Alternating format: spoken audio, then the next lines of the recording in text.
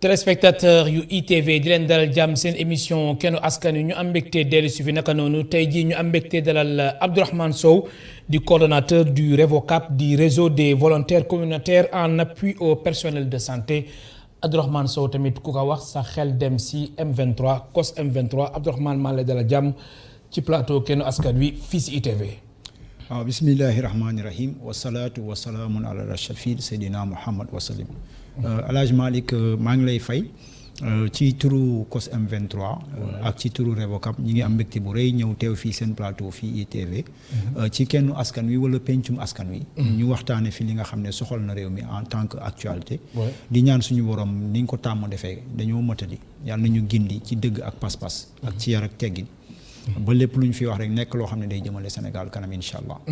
alors laataa ñuy xuus bu baax si waxtaan bi jëm ci wàllum campagne de vaccination bi ak Covid 19 bi dañuy ñëw ci actualité bi ñaar la mën nañu wax ni marche bi nga xamante ni ñenn ñi nga xamante ni ñu ngi si ak ay activistes amoon yéene amal tey préfet tere ko beneen bi mooy immunité parlementaire bi nga xamante ni assemblée nationale député yi dañ daje àjjuma 11h. ngir dindi manaanu kiiraay bu Ousmane Sonko alors dañ koy tàmbali ak manifestation bi nga xamante ni moo waroon am tey si ngoon waaye mbir mi li nga xamante ni moom moo di autorités yi dañ ko tere alors yow sa premier commentaire lan lay doon. waaw dañuy fàttali rek ne que en temps normal sax. en temps normal bi nga xam ne dara xewul. C'était tellement difficile pour nous autres en tout cas ñi nga xam ne dañ bokk ci société civile. wala ñi nga xam ne tamit dañ nekk ci kujje gi. muy nekk seen sañ-sañ boo xam ne constitution sénégalaise moo leen ko may. mu nekk tamit benn outil boo xam ne fondamentalement bokk na ci yi ñuy jëfandikoo ñun. pour mën a fësal suñuy désaveu. wala suñu ay sañ-sañ saa yu ñu jàppee ne jar na ko ci yenn question yi saa yu ñu jàppee ne que. war nañ koo mën a def parce que xëy na askan wi yëpp du mën a daje ci benn bërëb wala defandoo benn mbir. donc c'est la constitution du Sénégal. moo permettre sénégalais yëpp ci respecter quand même charte yeeg principe yi que saa yu ñu amee lu ñu war a ñaxtu. ñu ñaxtu ko sur la place publique na fekk ne ñu yëgal autorité bi. maanaam préfet mu jël ay dispositions pour gunge nit ñi koy def. encadrer leen pour la réussite.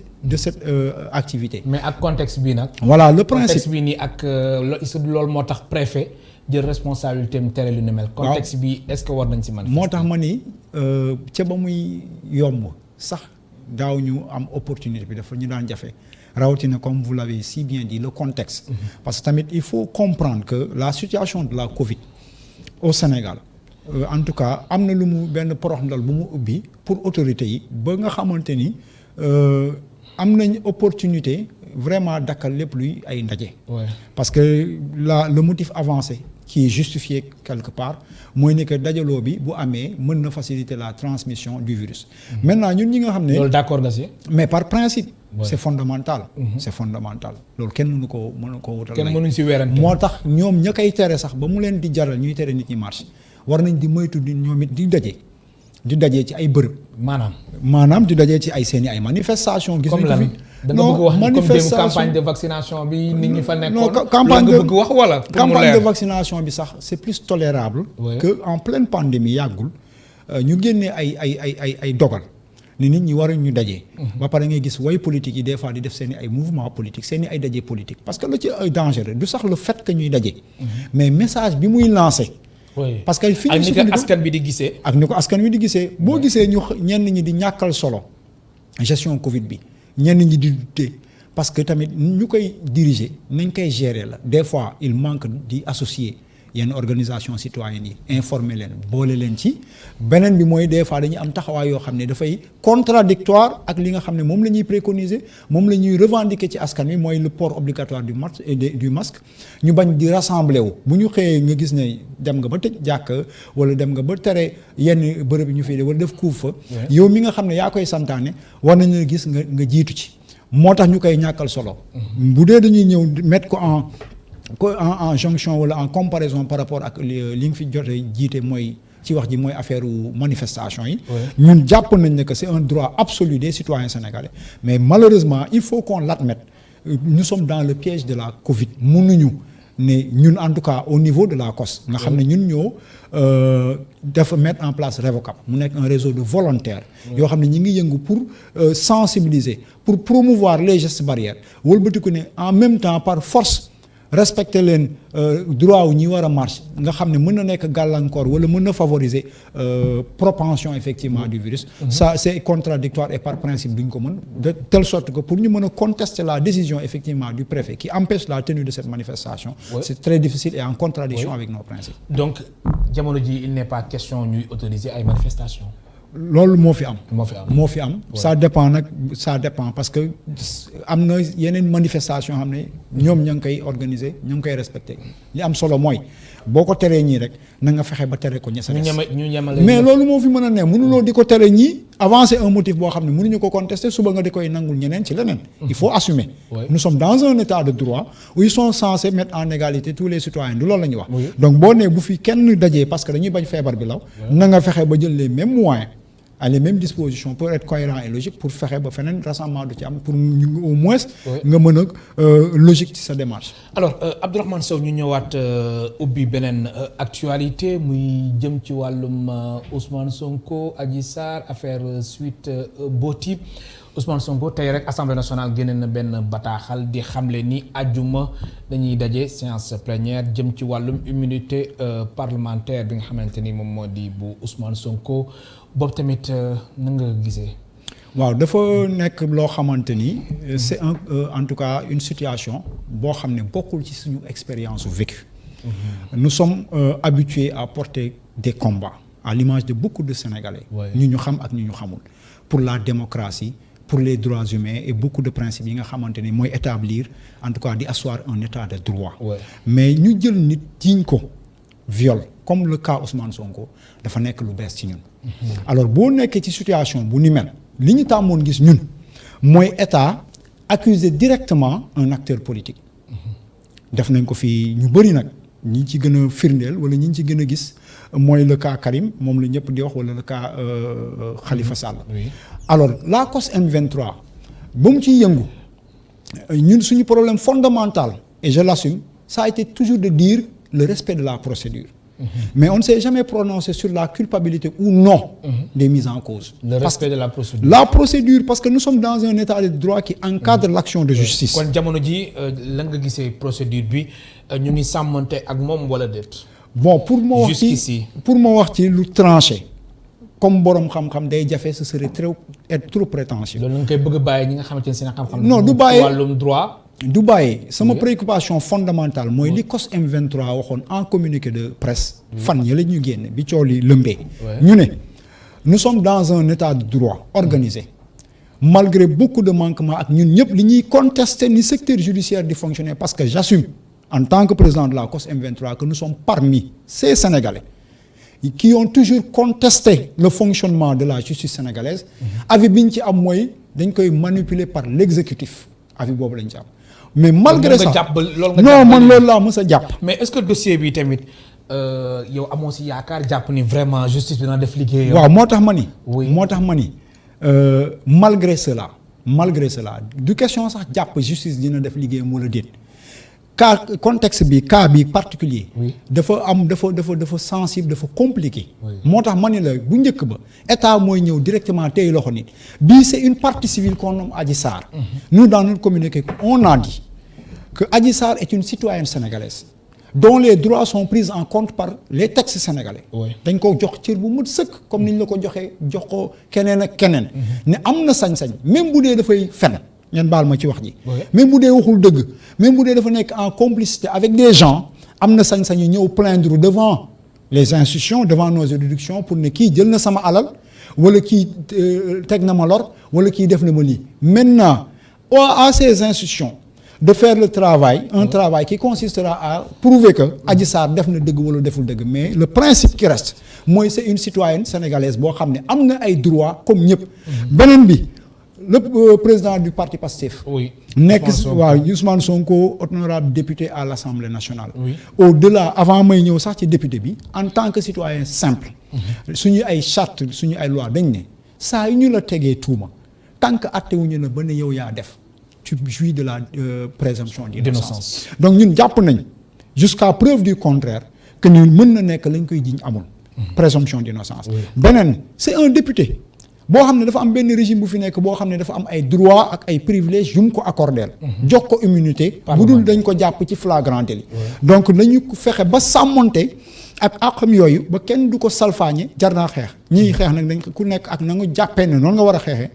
mais l'essentiel c'est d'élever la voix ba pare taxaw thème pour ñu respecter ñetteel dimension bi mooy dañu miinal justice boo xam ne dans ses rendus ñun dañ koy contester chaque fois dañuy jàpp ne que am na ay luubal ay violation des procédures et tout ça jàpp na ay procès politique la jàpp na ay liquidation adversaire politique ba tax na ñu ne partant de cette expérience de ce vécu nous exigeons à ce que su dee dañuy dem procès na nekk un procès libre équitable buy respecter droit yi ñaar ñëpp ñeenteel ba nag mooy bu ñu demee ba nga xamante ni amuñu benn preuve bu tegu ci kaw table bi buy attester de la véracité effectivement de ces accusations non seulement nañ xeex pour que ñu respecter les droits de Ousmane Sonko mu bañ a nekk un procès politique mu bañ a nekk un procès de liquidation d'un adversaire politique mais ba ca topp mooy la ca jot am yëpp il faut qu'on situe les responsabilités ba ñu situer responsabilité bi. ah mais bien sûr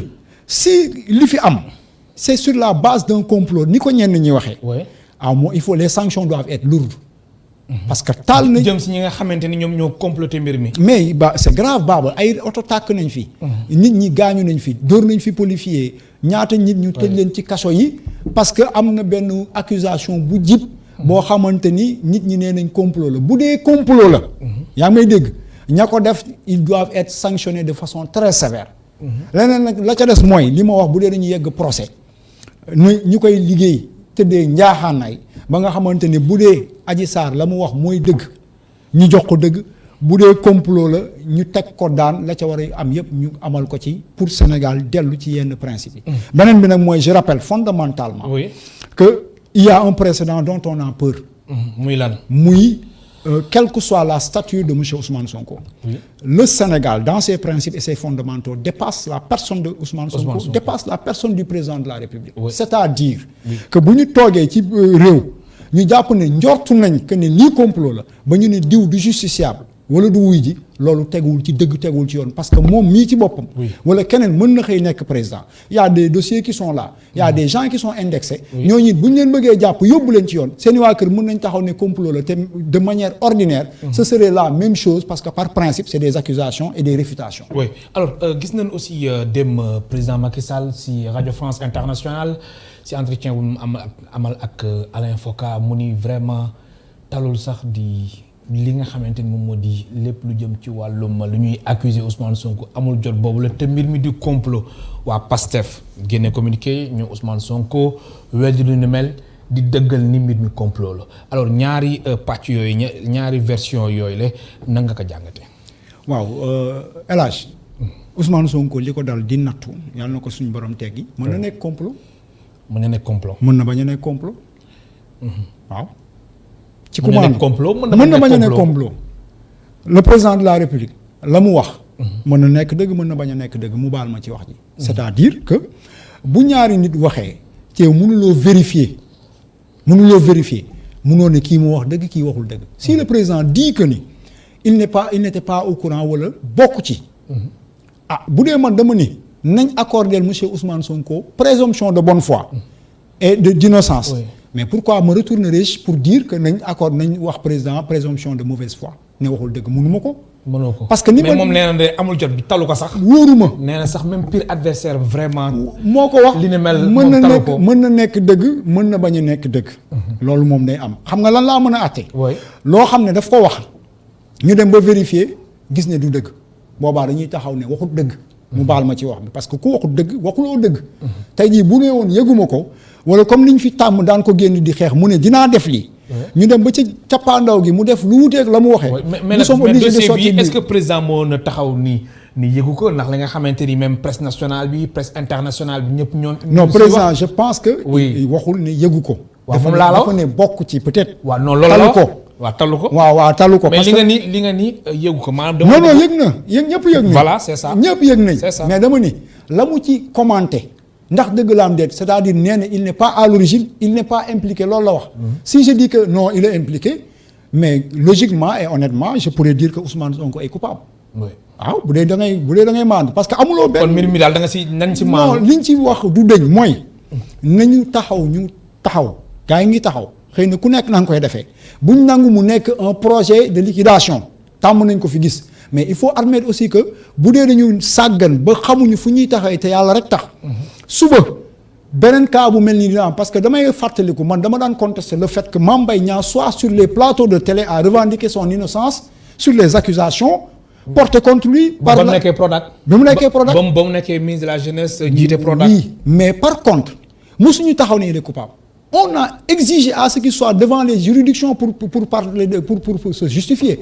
dañ daan wax lan moo tax ñu yóbbu Karim Wade tribunal na ko justifie lan moo tax ñu yóbbu Ousmane Sonko xaw ma kële ni mu tudd Khalifa Sall na ko justifie. ñuy bàyyi benn Mame Mbaye Niang wala keneen mu toog ci plateau yi naan defuma li pour ñu gëm ne deful ñu xam suñu xaalis mu dugg dafa war a dem ci àttekaay bi donc logique boobu ñu amoon ci Mame Mbaye Niang ba ci Bougazelli bi ñu ko jiiñee. présomption d'innocence musuñu wax dafa coupable.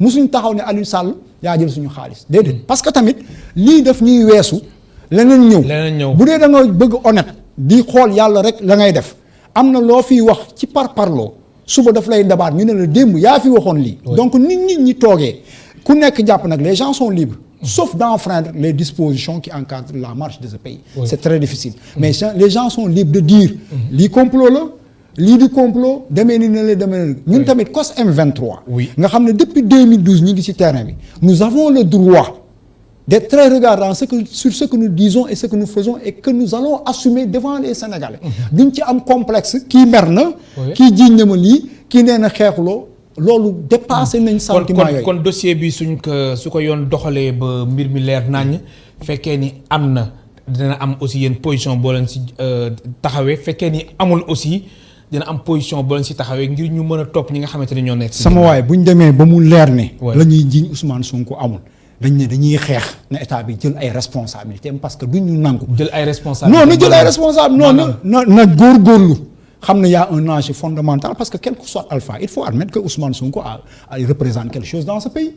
dafa dem élection. nekk troisième am njaboot am ay militants yoo xam dañu jàpp ne que kii projet politique am yor na réew mi wala mën na soppi réew mi. jeunes yu bëri topp ko kooku kenn du ko fooyee au risque de na nga koy liquider ba bëgg indi même bu du sax du indi fitna ci réew mi du dëgg du yoon les gens sont libres d'avoir leur projet d'avoir des postures d'être contre le pouvoir de combattre pour ne dañuy changer Sénégal ni mu demee kooku bu ñu koy éliminer na ko urne éliminer ñun loolu la ñuy wax mais beneen bi mooy yonent ak malaayka lañ ci yemale fii Sénégal bii ñun nga xam ne dañuy am sañ-sañ wax Ousmane Sonko Idrissa Seck ak Macky Sall lañ ci yemale ku ci war a dem wuy ji yoon et je pense nañ ma baal c'est un commentaire parce que bëgguma woon di commenter les problématiques de mœurs et autres je m'en fous ngeen baal ma parce que dama ni Ousmane Sonko magum jëmm la su ne dafa feebar ne fële lay faju yi yoonu ne kenn newu ci liñ ko jiiñ non magum jëmm la il assume nañ waxante dëgg baaba parce que xamul tax El Hadj Malick xamul tax kon loolu moom la concerne non El Hadj dañ waxante dëgg dama mës a toog ci benn plateau télé Walf di nekk jamono moo wax loo xam ne sama benn xarit daf ma ne bu ko defati ma demaat defaat ko tayuma ko parce que dëgg la woon dama ni amaana laa wax de c'était un exemple li ma nekkoon démb te suñu borom di ko nëbb di ma suturaal bu ne woon fàng tey ñi ma fonkoon ñëpp ñu ma nawoon ñëpp dootuñu ma naw fii lu ne am na fi te taxul nag ma ne Ousmane Sonko dafa def dara mais dama ni du loolooy wax ji mooy dañ ko jiiñ viol ak menace de mort les gens n'ont qu'à prouver qu'il a violé et qu'il a menacé à part loolu amul leneen luñ ciy xaar li ci des affaire am la bu defee bu deful loolu topp li principe yi loi retenir ne délit la wala crime la mooy qu'il ait violé et qu'il ait menacé de mort une personne loolu lañ ko prouver bu ñu ko prouver xayrun bu ñu ko prouver wul nag na état bi jël responsable xam ne lu fi am moo ko indi mais xam nga li nga wax nii dañuy dellu soit tout si ginnaaw par rapport ak Ablaye Wade communiqué bu mu génnee mu ni Ousmane Sonko adversaire am dañu exploiter manque d'expérience am naka noonu aussi faiblesse am loolu noonu ak yow li nga wax léegi nii nga ni loolu Ousmane Sonko la concerné moom mi nga xamante ni jëloon na 3e ci élection présidentielle bi da nga jàpp ni foofu aussi dafa war a dem yow loolu nga gis non jàpp mooy dama ni mais loolu nga wax léegi El Hadj Malick kon yow bokkuloo ñi nga xamante ne dañ gis. non moom foofu war foon teg tànk non xamul tax. oui fii gis nañ fi kuy naan sàngara ngeen baal ma boo dee bokkoo suma diine mu baal ma. suñuy diine di ko tere nga koy def bay lang terewul am ñu la topp gis nañ fi ñuy sàcc alalu askan wi wala ils sont de mauvaise moralité am ñu leen di topp waxuma Ousmane est dans le cadre dama ni ñi nga xam ne ñoo ànd ak Ousmane parce que on parle droit quand je dis droit que je revendique les droits de la dame donc mënuma dugg ci yeneen préoccupations yi parce que bu dee damay dugg ci yeneen préoccupations yi on parle là des mœurs de la dame du ma ci dugg parce que bu ma duggee ci mœurs Ousmane Sonko dugg ci mœurs dame bi sama yoon newul ci loolu dañ ne principe bi mooy loi lan la tere lan la teg daan ak lan la permettre ñun loolu moo ñu intéressé leneen li ci des intéressé wuñu ku ci mënti nekk ci lu baax sa digganteeg sa borom la ku ci mënti nekk ci safaan bi sa digganteeg sa borom la mais fii li nga xam ne moo ñu intéressé ñu ciy teg bët di ko surveiller mooy bu dee dafa coupable nañu nangu ne dafa coupable nit la du yàlla du yonent ay moromam bu ñu coupable dañ doon wax nañ leen yóbbu ci yoon ñun logique gu COS de laa wax ak man mi koy assumer COS M23 COS M23 dafa doon revendiquer que ça soit ay nu mu tudd ñoom Mame Mbaye Niang ñoom Bougazelli dañ daan fëgg ci taal bi nañ wuyu ji yoon du dëgg kon mënu ma ñëw tey tegu ci njort boo xam ne yàlla xam na ne mënu ma koo waat yaa ngi may dégg ma naan kenn du dem justice li mu ci mën a wax mooy nañ respecter ay droit am beneen bi may doon wax ni sans commentaire la dama bëggoon dama gëm ni que justice Sénégal wax nga sànq lu am solo baaba El Hadj Malick baal ma baaba moo woon keroog maa ngi jéggalu El Hadj mën nañ dem ba ci cappaandaw ñu ne Ousmane Sonko deful dara justice setal ko mën na nekk atte ne deful dara kii moo ko tooñ boobaa lu ñuy def qu'est-ce que nous allons faire ñun lu ñuy wax ñu dem ba ci cappaandaw justice ne deful dara te man dama jàpp ne boobu moo gën fuuf ci kilifa gu mel ni Ousmane Sonko ñu setal la que ma taxaw ne du ma dem wuy ji parce que boo demul wuy ji rek dañ naan xëy na dafa am looy nëbb yàlla du yonent nit rek la kooku xëy na nit ak nit ay wax ne loolu mooy principe parce que suba COS M23 de dafa yaakaar gudd fan bu ñu fekkee situation boobu te nag ma nga baal ma wax luy leer parce que des fois nit ci dañ lay fitnaal El Hadj man xaaruma poste ci Macky Sall soxlawuma ko maa ko wax di ko assumer ci kàttanu suñu borom xaaruma ko ci Ousmane Sonko xaaruma ko ci Khalifa xaaruma ko ci Idriss Seck xaaruma ko ci kenn ci donc yàlla lu may jox donc seetuma mais su la Macky Sall woowee di la dara di nga jël Abdourahmane baaba xamul tax j'ai le choix de dire cette voie là xam nga yàlla daf ñu ne tànnal naa leen ay voies jox leen xel pour ngeen réfléchir man lii may bëgg def nii di continuer en tout temps ñu may jox ay responsabilités parce que gis naa ñi ngi fa demoon dañuy wëlbatiku lañ daan yàbb yëpp ñu seq ko man bëgguma loolu man doomi réew mi laa Sicap mii laa dëkk commune nga fa leneen nga fa bés bu suñu borom ne namm naa nga am taxawaay bii ci paleef dama koy def mais ab président mu tudd Macky Sall tey mu tudd Ousmane Sonko suba na leer Sénégalais yi nee nañ dañuy vaar ci kàttanu suñu borom man maa ko bugg te jël bugguma ko parce que bu doon loolu si kàttanu suñu borom laa wax dama ni bu doon loolu la wuy jinaa bu yàgg parce que chaque jour diw ne la kañ dem nga def lii dama bëgg ñi may déglu di réfléchir par 2 fois ñoo xam ne dafa am ay principes yoo xam ne égoïstement la COS daf koy défendre di ko assumer kuñ ci mere noonu la mais ku bu ci kenn jàpp ne benn intérêt moo ñu tax a jóg. alors dañuy jeexalee si dossier boobu la mu jëm ci wàllum arrestation yi nga xamante ne amoon na fan yii ñu placé sous mandat de dépôt Birame Souleye Diop administrateur parti PASTEF ak kii di Abbas Fall nekk coordonnateur PASTEF si Dakar naka noonu Patricia ak Fatima Meng ak ñeneen am lu ñuy wax contrôle judiciaire. loolu daanu dem si ngoon ban commentaire nga si def laata ñuy ñëw si beneen pàcc bi nga xamante ne moo soxal émission bi. waaw dafa am jamono yooyu ñuy yëkkati juste en 1 minute. waaw ñu yëkkati kàddu ci situation bu ni mel. on avait appelé les populations à la sérénité à la lucidité. Et c'est le même appel qui va à l'endroit de l'État. Les arrestations tout azimut yi ñuy dund dafa doy. Nous sommes dans un pays de droit les gens ont le droit de s'exprimer de s'organiser. yan arrestation maanaam comme ay ñoom Guy Marius Sagna Clédor Sène Assane Diouf. yooyu yëpp mënuñ ci d'accord ci benn mais. kon arrestation yi rafetlu woo ko. non arrestation du ma ko mës a rafetlu déedéet dafa am lu ma ciy yokk. mais est-ce que amul lu tax. waaw dama ni fekkee lu ñu wax ni trouble à l'ordre public. wala yooyu moo tax ñu jàpp leen. mais ñun loolu tamit yow ñun yàgg na ñu jàpp trouble à l'ordre public. oui ñun ñii. man bu dee wala ay menaces jëm ci wàllum. trouble à l'ordre public bu dee trouble à l'ordre public. oui man bañ may commencé jàpp ñu si bëri xamuñu leen woon. yàgg nañ ma jàpp 2013 23 juin buntu assemblée nationale lañ ma raflé yóbbu ma xamul luñ ma jiiñoon complicité d'espionnage contre l'État du Sénégal.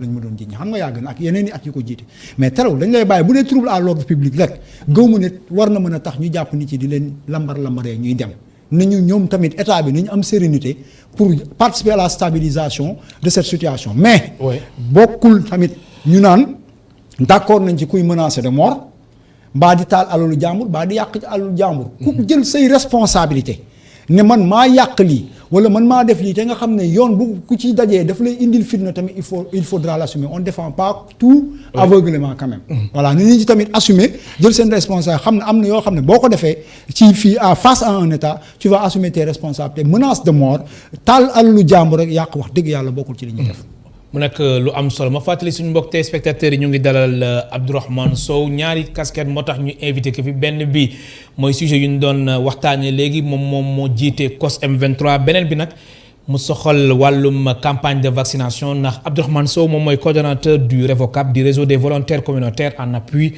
au personnel de santé Abdourahmane alors campagne de vaccination bi tàmbali na dem mu nekk li nga xamante ni yow da nga bokk na ci Sénégalais yu koy rafetlu. mën naa confirmer loolu. waaw bien sûr. jàpp ni vaccin bi mooy solution bi.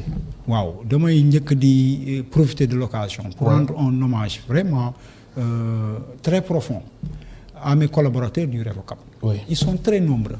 C'est quand même benn suñu chargé de l'organisation de la COS. Oui. monsieur Abou Diallo mooy initiateur bi. Oui. moom la ñu boole woon ak professeur Seydi. oui ak yenn médecins yeeg yooyu. oui am na ku nekk ci ligne bi ñu jël ko allo allo. allo allo allo. salaamaaleykum El Hadj Malick. waaleykum salaam Serigne Cheikh bisimilah. marhaban si sa maa ngi lay nuyu di nuyu sa invité. alhamdulilah an waa Kaolack. alhamdulilah barakallah di la ñaanal jàmm di ko ñaanal suñu. alhamdulilah bisimilah Serigne Cheikh. Malick. waaw. li jëm ci arrestation yi. waaw su ma la mënee dégg bu baax Serigne Cheikh oui. yaa ngi may dégg. waaw maa lay dégg waaw. dama ne li jëm ci côté arrestation yi ngay wax. benn. oui. Guy Marius Sagna man ko naw la maa ngi koy félicité di ko ñaanal yàlla kattanal ko. ndax xubul watan min al iman. te gëm naa mën naa nekk nag na li ma gëm nekk safaanu li am. gëm naa ni intérêt personnel tax ko jóg. gëm naa ne intérêt réew mi moo ko tax a jóg ak libérer esclavage bii ñu nekkee. depuis indépendance ba léegi.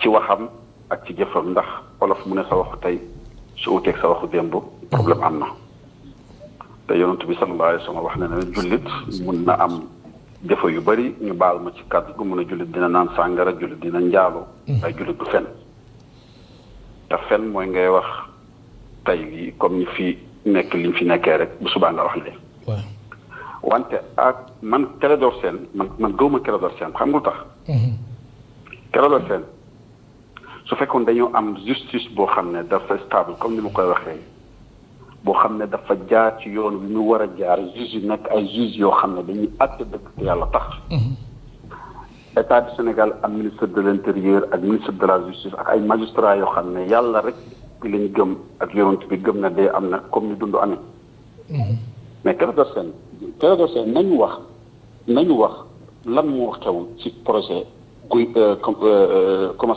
Mouhamed. allo.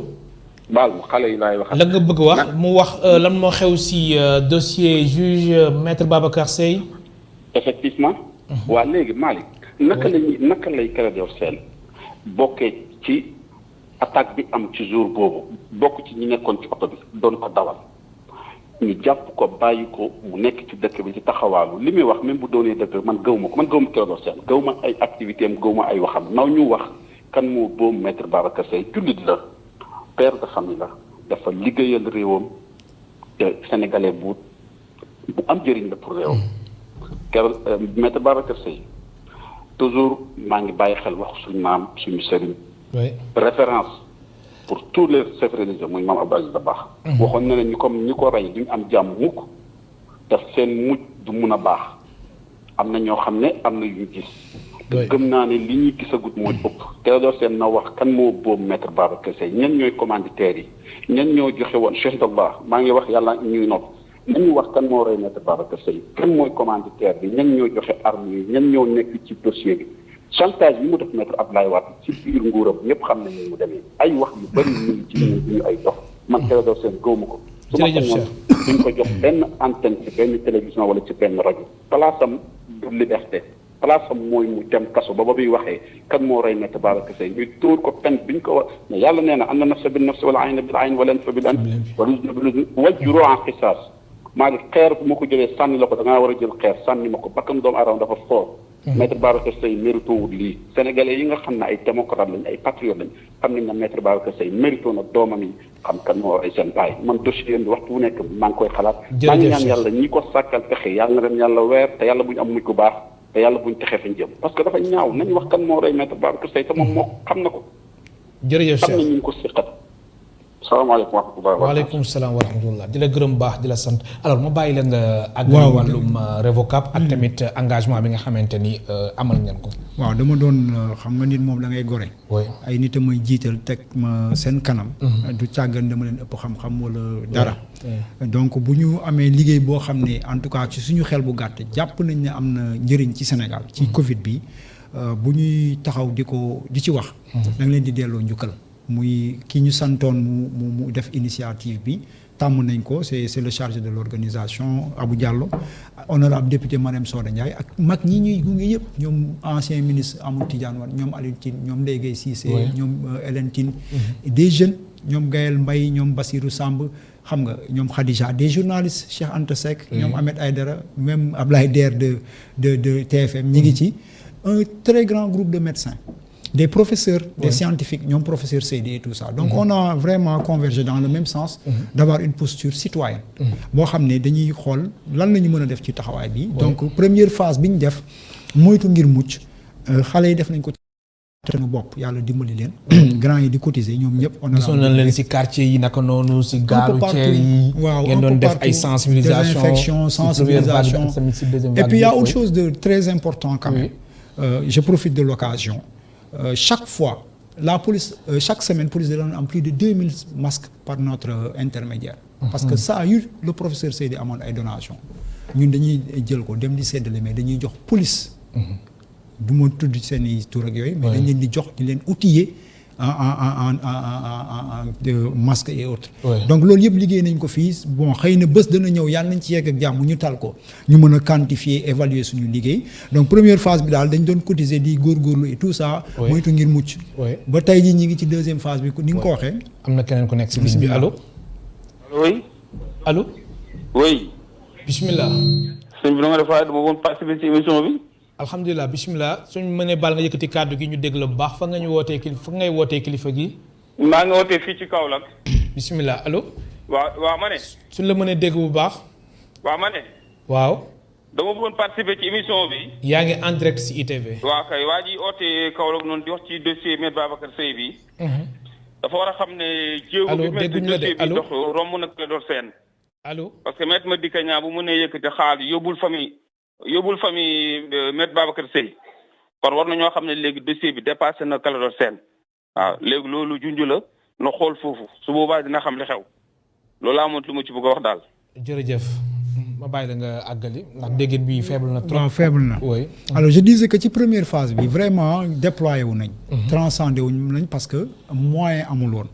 et quand on dit moyen c'est surtout les outils yi ñuy demee ci mbedd mi dem ci kër yi. mais li ci neexoon mooy initiative citoyenne la tu participes kenn du la jox dara. ça c'était un message fort pour nous à l'endroit en tout cas de beaucoup de jeunes citoyens de jeunes citoyennes sénégalaises. n'est-ce pas de beaucoup de en tout cas concitoyens que ni lu mel nii bu amee ci réew.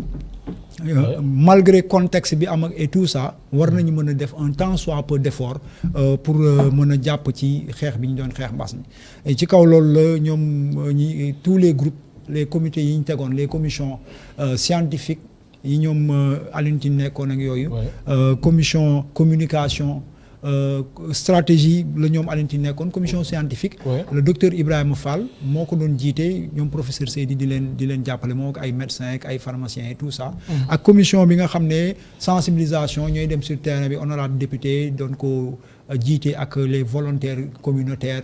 Vraiment c'est un ensemble boo xam ne déployé na ci première phase bi 100 mois. Deuxième phase bi nag mu tombeek ñuy lancer vaccination bi. ñu am tamit ay IBP benn kuréel bu fi nekk boo xam ne c'est dans le budget partnership di ay doomi Sénégal yu fi nekk yoo xam ne dañuy jàppale initiative yooyu. Un partenaire technique qui nous a toujours accompagné aussi DEWA bu Cheikh Omar Sy. ñu songu deuxième partie bi muy accompagner en tout cas cette dynamique mais dafa am ay préoccupations yoo xam ne yu légitimes yu posé avant bind nañ ko suñu communiqué démb. Oui alors campagne de vaccination bi Abdourahmane Sow engagement communautaire lan la si ban rôle la si mën a jouer ba nga xamante ni nit ñi mën a adhérer bu baax a baax si vaccination ñu ñàkk bu baax a baax. waaw mais l'accessibilité par rapport aux masses. xam nga kër boo fay duggit am na ñu fa dëkk ñoo fay fekk. ñoo xam ne ñoo lay yeggali ci kër gi.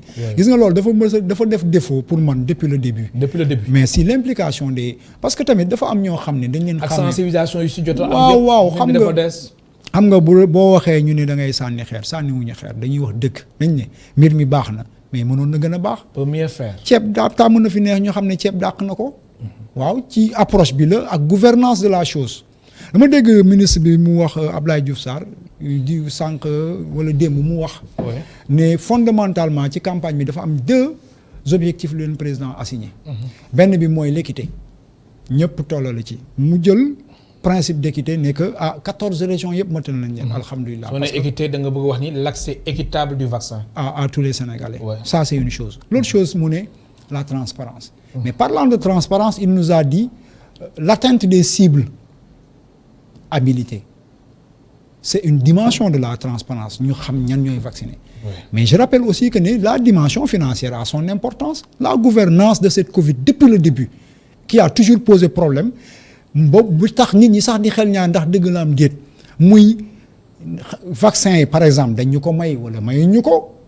dañ ko jënd jugal na 2,2 waaw moom moo fi njëkkoon génn ni rek dañ ñu koo may moo ko waxoon c'est une problématique. gis nga Sénégal bi sama gestion bi daal da nga jàpp ni. non gestion bi foog mu leer si boppu sénégalais yi. buñ bëggoon mu leer. oui du ñu xaar ba songu mbir mi doo ko teg comité de gestion. da ngay teg comité de gestion mu poser le débat dañu am thématique bu bees bu ñuy tuddee te dañu def. table comité de gestion nga wax CNGE.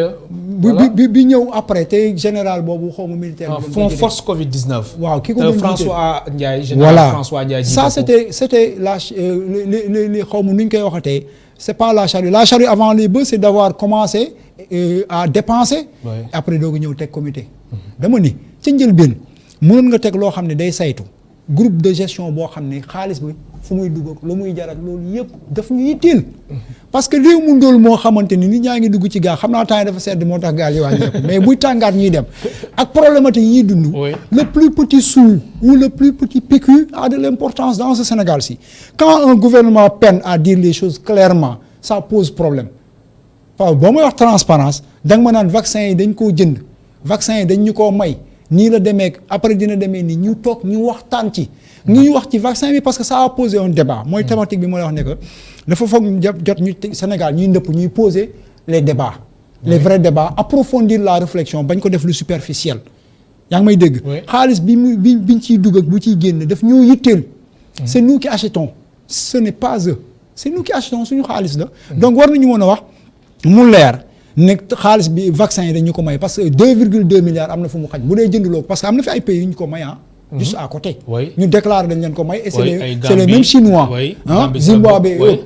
Alors Sénégal may nañ ñu loolu c'est une préoccupation une interpellation directe au ministre de la santé. ndax dañoo may vaccin yi wala dañ koo jënd buñ ñu ko jëndee ñaata lay jar mu leer suñuy bët bu dee dañ ñu ko may ñu xam mais ce flou. kon nga jàpp ni li ñu wax ni dañ ñu koy may après ñu waxaat ni 2,2 milliards. yooyu daal leerul. comme d'habitude ils ont ces problèmes de transparence parce que lu ñu leen yekk rek des fois ñoom la tamit ñoom ñooy prêter le flanc. ñoom ñooy wax ñu lëndëm na leer.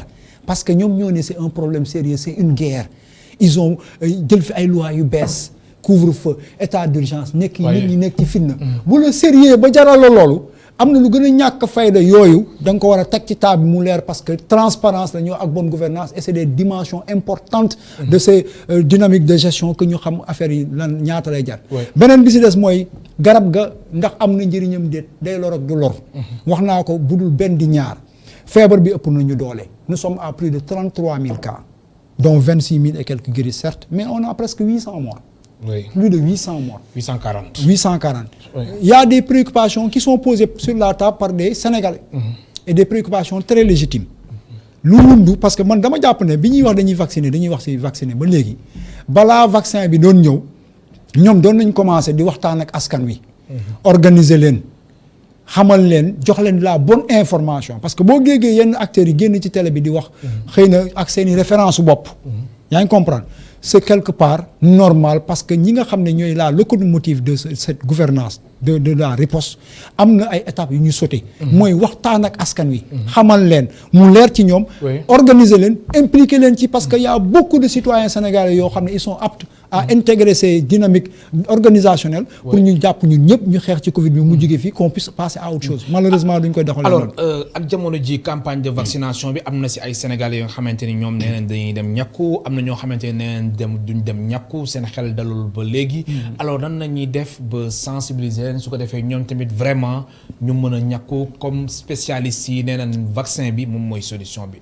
waaw mooy li ma la wax c'est-à-dire le débat devait être posé en amont. munoo ñëw ba léegi rek ni gars yi ñàkku leen donte nag ñun. xam nañ ne ñàkku bokk na ci recours yi. waaw li fi sës. nit ñaa ngi dee nit ñaa ngi feebar amatuñ leen fu ñu leen hospitalisé ñàkk fi nekk ñàkk daan na faj bi nu mu tudd tétanos gisatoo ko fi faj ay polio ak yooyu. ñu am yaakaar ne ñàkk bii dina am njëriñ mais résistance yooyu nga xam ne c'est légitime en amont bu ñu leen préparé woon du mën a ñëpp ay d'accordé mais au moins les gens allaient poser les bonnes questions et tu allais donner les bonnes réponses dégg naa professeur Seydi bërki démb wala démb Moussa Seydi muy wax par rapport au principe d'innocuité amul c'est un produit de qualité inoffensif ak yooyu yëpp d'accord mais est-ce que moom mu toog ci benn 5 minutes noonu rek wax rek ça peut convaincre les Sénégalais. La chose sérieuse il faut la faire sérieusement par principe quand on est dans une dynamique de gouvernance mais mooy li ma la wax li raté woon man dama foogoon ne première phase bi lañ fa mooy dañ koy rectifier doon nañ ko évaluer rectifier ko loolu mooy waaw améliorer ko malheureusement mooy problème de communication d'implication des masses ou bien des communautés pour une meilleure organisation de la riposte c'est-à-dire sensibilisation bi tamit mënoon nga jël ay kuréel révocable a ngi fii waxuma ñu woo ñu jox ñu xaalis soxlawuñ ko parce que la ñuy def ci Sénégal bu jaree dóor yat bu ñuy dóor yat duñ tàggu kenn kon bu ñuy dem kon yow daal langage de vérité bi ngay xaar si kilifa yi man xamal lu ma bëgg ko askan xamal lu ma bëgg su ma la comprendre bu baax xamal lu ma bëgg li ma bëgg dafa yomb dafa accessible mooy nit ki bu dee da nga xam ne da nga ñaaw bul taxaw naan damaa rafet di muur xamal ne dangaa ñaaw des fois ni ñuy yoree réew mi ci gouvernance ak secteur yu bëri nu muy doxee da ngay gis ay nit comme ça ñëw taxaw wax la ñu war a wax nit ñi mën a dégg wala nit ñi bëgg a dégg mais dans la pratique tamit des fois da ngay waaru parce que des fois c'est en contradiction man dama ne transparence mooy loo ngëb rek waneel ñu xam jafewul organiser ko def ko ni mu waree mais bu dee di nga fi jël ci mesure yëpp lii la war sa doxin respecté woo ko moo tax nit ñi di soupçonner da ngaa bañ ku manifester da ngaa bañ ku marche moo tax nga profiter situation bi parce que gis nañ ne ni muy yàmbalangee des fois ci yenn def marche yi dafay mel ni que en réalité il y a des choses yoo xam ne c'est inavoué. alors benn simili rek ndax daanaka waxtu bi jeex na Abdourahmane Sow feebar bi méttiwaay bi yow xam nga si dara ndax ñun lay massa bu baax a baax. mbir mi daloon na la. alors Covid 19 nan la mel nan nga ko dundee yow. waaw man de wax dëgg yàlla damaa am chance sama xalaat bu gàtt parce que je l'admets damay tox. waaw je suis un fumeur te dama yàgg tox alors bi ma njëkkee dal tiitoon naa lool problème pulmonaire mais yàlla dafa def sama yeneen organes yi la jàppoon. lan nga doon sentir yow. waaw chaos total dafay mel ni rek dañ la man li ma njëkk dal mooy méttitu bopp boo xam ne man dama tàmm am méttitu bopp mooy sama feebar. man damay am ay céphale yu grave dem def scanner doo gis dara mais loolu ma yëgoon jour boobu ci méttitu bopp yëgu daaw ma ko yëg ci la ma ko doon feebar toute ma vie sama bopp buy métti. c'était terrible et atroce. sama fessier bi.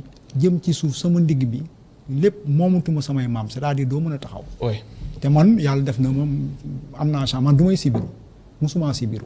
accidentellement lay grippe. mais loolu ma yëgoon jour boobu abattre na ma sama yaram bi yëpp metti ma am fièvre sama bopp bi nag doon metti ba pare sama biir ci metti waale. benn lundi soir daal laa jékki-jékki rek clap mu tëj lépp lëndëm. donc mënuma tamit nelaw guddi gi yëpp dama ko doon yóoxu te xëy na léegi laa xaw a jeex waaw da ngay yow parce que da ngay onk rek man dama doon onk rek parce que moomutuma woon sama yaram metti woon na trop ci métit mais à part loolu je n'étais pas un cas grave wax dëgg yàlla sëqatuma woon aw ma woon problème pulmonaire mais li desoon sama organe yëpp muscle ni griffe bi def rey articulation yi am métitu bopp yu extraordinaire loolu dund naa ko ci wax dëgg yàlla te xamoo woon foog nga ko jëlee non waaw je m'excuse auprès des Sénégalais j'ai toujours maa ngi sama masque sama poche damay respecter distance mais gëmoon naa ne dina ma dal ci njëlbeen laa ne yàlla nañ ma suturaal parce que gëmoon naa mënuñu woon toog initiative ñëw na réew mi jaxasoo na gars yi di tiit il fallait ñu jéem def dara jéem def dara ci jéem def dara bi nag peut-être doo xam ban moment d'imprudence la lay absorber nga def loo warut a def donc kersa boobu laa amoon comment quelqu'un qui préconise les gestes barrières a pu attraper la maladie comme cas communautaire ça m'avait affecté mais il faut toujours assumer dans la vie. ñaata jours nga tëdd. j'ai fait presque 20 jours. 20 jours waaw te nag ba ma feebaree aussi Sénégalais yi kenn seetaanu ma. am lu ma ci lecture bu ma ci am mën naa jum mais je me suis dit que am na ay Sénégalais yu ma fonk ndekete parce que du dëkk càggan dama leen defal dara. lu extraordinaire mais lu mu bon ñii par message.